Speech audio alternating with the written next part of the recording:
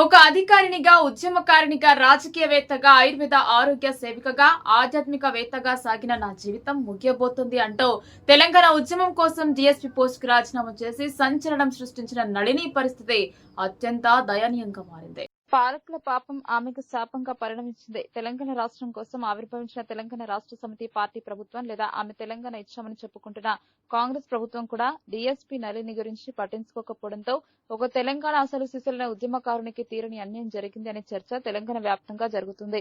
ఈ పరిస్థితుల్లో తాజాగా ఆమె తాను చావుకు దగ్గరగా ఉన్నట్టు బహిరంగ లేఖను రాయడం సంచలనం సృష్టించింది.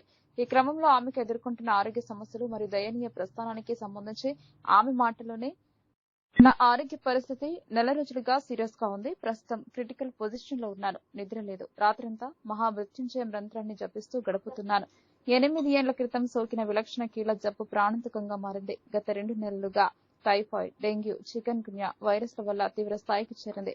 కణకణం పేలిపోతున్నట్లు, ఏ కీలుగా కీలు విరిచేసినట్లు నొప్పి తట్టుకోలేకపోతున్నాను. 2018లో ఈ జబ్బు ప్రారంభమైనప్పుడు ఇలాంటి స్థితి ఏర్పడినప్పుడు మొండి పట్టుదలతో ఏదో సాధించాలనే తపంతో హరిద్వార్ వెళ్లి రామ్దేవ్ బాబా పంచకర్మ సెంటర్లో నెలల తరబడి ఉంటూ నన్ను నేను బాగు చేసుకున్నానని నళిని పేర్కొన్నారు.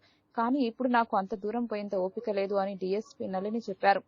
నిరామయంలో చేరేంత డబ్బు లేదు. 25 ఏళ్ల క్రితమే నా శరీరం non steroidal anti inflammatory drugs కు సెన్సిటివ్ గా మారిపోయింది. నేను ఫార్మసిస్ట్ ను కూడా. కాబట్టి అలోపతి మందులకు ఎన్ని సైడ్ ఎఫెక్ట్స్ ఉంటాయో నాకు బాగా తెలుసు. కనుక 30 లోపు ఉండాల్సిన ఆర్ఈ ఫ్యాక్టర్ అత్యధికంగా 900కు చేరిన స్టెరాయిడ్స్ వాడకుండా ఆయుర్వేదమే వాడుతూ యోగా, ధ్యానం, వేద ధ్యానం, యజ్ఞముల ద్వారా మామూలు మనిషిగా మీ అందరి ముందు కనిపించాను. కానీ గత కొన్ని నెలలుగా మళ్లీ నాలో స్ట్రెస్ పెరుగుతూ వస్తుంది. దాని ప్రభావమే రకరకాల ఆరోగ్య రుగ్మతలు చుట్టుముట్టాయి. ఇంగ్లీష్ మందులను వాడక తప్పని పరిస్థితి. వాటి సైడ్ ఎఫెక్ట్స్ నా పరిస్థితిని ప్రమాద స్థాయికి చేర్చాయి. నా గతమంతా వ్యధభరితం. తెలంగాణ ఉద్యమ పోరాటం వల్ల నా విలువెల్లా గాయాలే అయ్యాయి.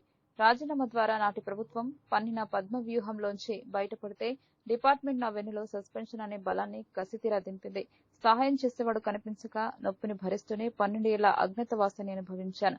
మహర్షి దయానందుని దయ వల్ల ఒక చక్కని ఆధ్యాత్మిక మార్గాన్ని కనుగొని అందులో విశేషమైన కృషి చేస్తూ యజ్ఞ బ్రహ్మగా, వేద యజ్ఞ పరిరక్షణ సమితి సంస్థాపకురాలుగా ఎదిగి హిందీ అభిమానులను కూడా సంపాదించుకొని నా దారిని రహదారిగా పూలబాటగా మలుచుకున్నాను. నళిని మళ్లీ వికసించింది. ఇలాంటి తరుణంలో నేటి ముఖ్యమంత్రి అధికారంలోకి రాగానే నా ఫైల్ను ఎందుకో తెరిచారు. నాకేదో సహాయం చేస్తానని ప్రకటన చేశారు. వారిని కలిసి నా మనసులో మాట చెప్పాను. సస్పెన్షన్ పై విచారణ చేయించి ఇన్నేళ్లు ఇవ్వకుండా ఎగ్గొట్టిన సబ్సిస్టెన్స్ అలవెన్స్ లెక్క కట్టే సుమారు 2 కోట్లు ఇవ్వండి అని అడుగుతూ 16 పేజీల స్వీయాలిఖిత రిపోర్ట్ను ఇచ్చాను.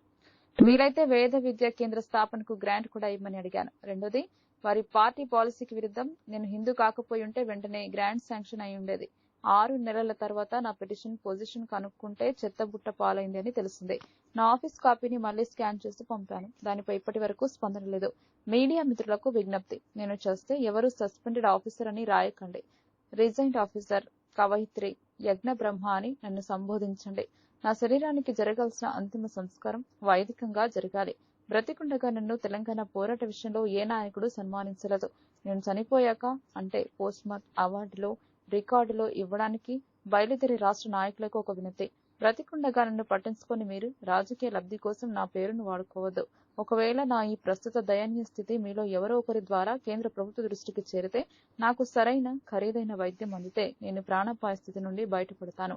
లేదంటే ఇంకా 3-4 పుస్తకాలు రచించాలని, 100 విఐపి యజ్ఞాలు పూర్తి చేయాలని, ఆధ్యాత్మిక కేంద్రం స్థాపించి విద్యార్థులకు శిబిరాలు నిర్వహించి సనాతన ధర్మాన్ని బోధించి వారిని ధర్మ పరిరక్షకులుగా తీర్చిదిద్దాలని, మోక్ష సాధన తీవ్రతరం చేయాలని, ఇలాంటి నా కోరికలు ఈ జన్మలో తీరేలా లేవు. నా పేరుపై ఉన్న ఒక్కగానొక ఇంటి స్థలం వివైవిఎస్ కు చెందుతుంది. బ్రతికుండగా దేశ ప్రధానిని కలవలేకపోయాను. వారు కరుణామయులు. నా మరణానంతరం వారు నా లక్ష్య సాధన కోసం ఏవైనా ఇవ్వాలి అనుకుంటే నా వేదామృతం ట్రస్టుకు ఇవ్వవలసిందిగా మనవి. నా జీవితపు అంతిమ లక్ష్యమైన మోక్ష సాధనను మళ్లీ జన్మలో కొనసాగిస్తాను. నా మనోభావాలను పంచుకునే చక్కని మాధ్యమంగా పనిచేస్తున్న ఫేస్బుక్ కు ధన్యవాదాలు. సెలవిక మిత్రులారా అంటూ నళిని తన లేఖను ముగించారు.